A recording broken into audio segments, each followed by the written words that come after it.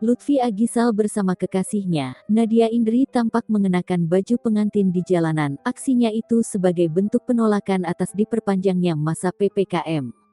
Lutfi Aghisal bersama calon istrinya, Nadia Indri, berhasil mencuri perhatian publik di jalanan. Pasalnya, keduanya tampak mengenakan baju adat pengantin sambil memprotes soal kebijakan PPKM yang diperpanjang hingga tanggal 16 Agustus mendatang. Sebagai informasi, Lutfi dan sang kekasih, Nadia Indri sebelumnya memang berencana menikah pada Oktober tahun 2021 mendatang. Melalui sebuah unggahan di Instagram, Lutfi dan Nadia tampak turun ke jalan sembari membawa kertas berisi tulisan protes. Lutfi Aghisal dan Nadia Indri menerangkan, pernikahannya tak mungkin dilaksanakan jika PPKM masih diberlakukan.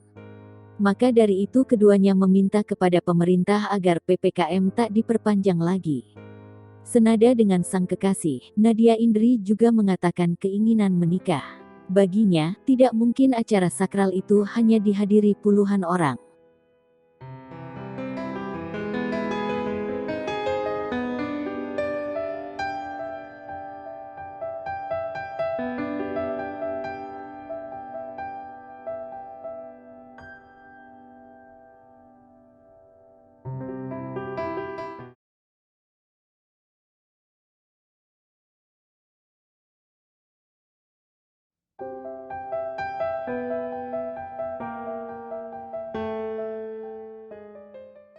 Pria bernama Abdul Malik melaporkan Nikita Mirzani ke Polres Demak, Jawa Tengah, Jumat, tanggal 11 Juni tahun 2021.